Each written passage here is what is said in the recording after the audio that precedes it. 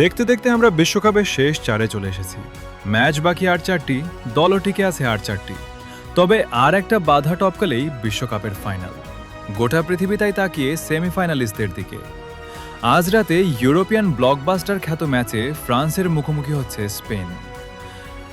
এই ম্যাচ দেখার জন্য আপনাকে একটু বড় দম নিয়ে বসতে হবে, কারণ আপনি জানেন না কে হাসছে শেষ হাসি। তবে ম্যাচ শুরুর কয়েক ঘন্টা আগে আলোচনা করা যেতে পারে দুই দলের সব খুঁটিনাটি নিয়ে।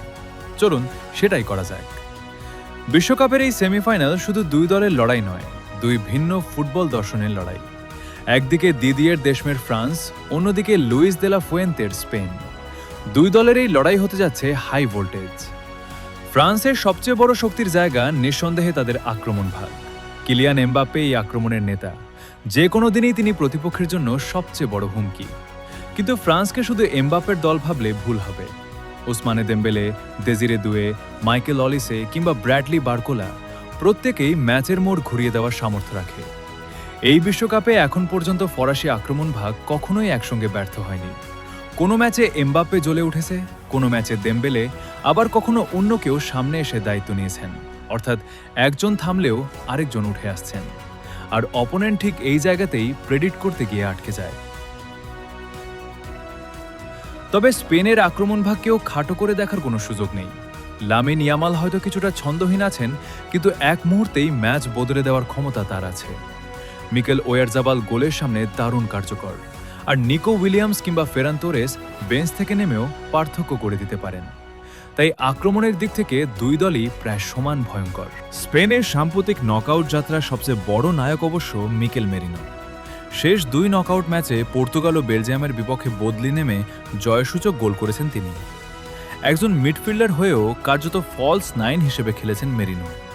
প্রতিপক্ষের ক্লান্ত ডিফেন্সের বিপরীতে তার বক্সে ঢুকে পড়া, ফাঁকা জায়গা খুঁজে নেওয়া এবং শেষ মুহূর্তে গোল করার দক্ষতা স্পেনকে নতুন এক অস্ত্র এনে দিয়েছে। ট্যাকটিক্যাল দিক থেকে স্পেনের পুরো খেলার নিয়ন্ত্রণ থাকে মাঝমাঠে, আর সেই মাঝমাঠের মূল পরিচালক রদ্রি। খেলার গতি কখন বাড়াতে হবে, কখন কমাতে হবে, সবকিছুই রদ্রির সিদ্ধান্তের ওপর নির্ভর করে। ফ্রান্সের জন্য সবচেয়ে বড় প্রশ্ন হবে, তারা কি রদ্রিকে স্বাধীনভাবে খেলতে দিবে? আবার স্পেনের চিন্তা থাকবে কিভাবে এমবাপ্পে ও ডেম্বেলেকে ফাঁকা জায়গা দেওয়া থেকে বিরত রাখা যায়। এই দুই প্রশ্নের উত্তরই হয়তো ঠিক করে দেবে ম্যাচের ভাগ্য। সাম্প্রতিক ইতিহাসও এই লড়াইকে আরও রোমাঞ্চকর করে তুলেছে। শেষ দুই দেখায় জিতেছে স্পেন, তবে বিশ্বকাপের মঞ্চে ফ্রান্সের অভিজ্ঞতা এবং বড় ম্যাচে নিজেদের সেরাটা বের করে আনার ক্ষমতা সবসময় বিশেষ গুরুত্ব পায়। সব মিলিয়ে এটি শুধু একটি সেমিফাইনাল নয়, ইউরোপীয় ফুটবলের সবচেয়ে বড় ব্লকবাস্টার। একদিকে বিশ্বকাপ ফাইনালে টানা তৃতীয়বার ওঠার স্বপ্নে বিভোর ফ্রান্স, অন্যদিকে 2010 সালের পর আবার বিশ্বকাপের ফাইনালে ফেরার অপেক্ষায় স্পেন।